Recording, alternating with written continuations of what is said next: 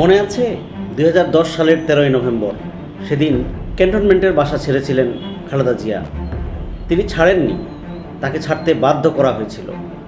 এত বছর পর আবার আজ ক্যান্টনমেন্টে খালেদা জিয়া গেলেন এবং সেখানে তিনি সম্মানিত হলেন। খালেদা জিয়ার এই ক্যান্টনমেন্টে আগমন সারা দেশবাসীর কাছে ছিল প্রত্যাশিত। কিন্তু যেদিন খালেদা জিয়াকে বের করে দেওয়া হয়েছিল, সেদিন মুখ্য ভূমিকা যিনি পালন করেছিলেন আমাদের সাবেক পতিত স্বৈরাচারের প্রধানমন্ত্রী শেখ হাসিনা, তিনি আজকে দেশে নেই, তিনি পালিয়ে গেছেন।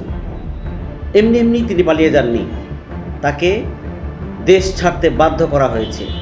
দেশের মানুষ তাকে চরমভাবে অপমান করে দেশ থেকে বের করে দিয়েছেন। শেখ হাসিনাকে দেখতে পাচ্ছেন আজকের এই ঘটনা? কী মনে হচ্ছে তার? পবিত্র কোরআনে আল্লাহ ঠিকই বলেছেন, আল্লাহ যাকে ইচ্ছা সম্মান দান করেন, আবার যাকে ইচ্ছা অপমানিত করেন।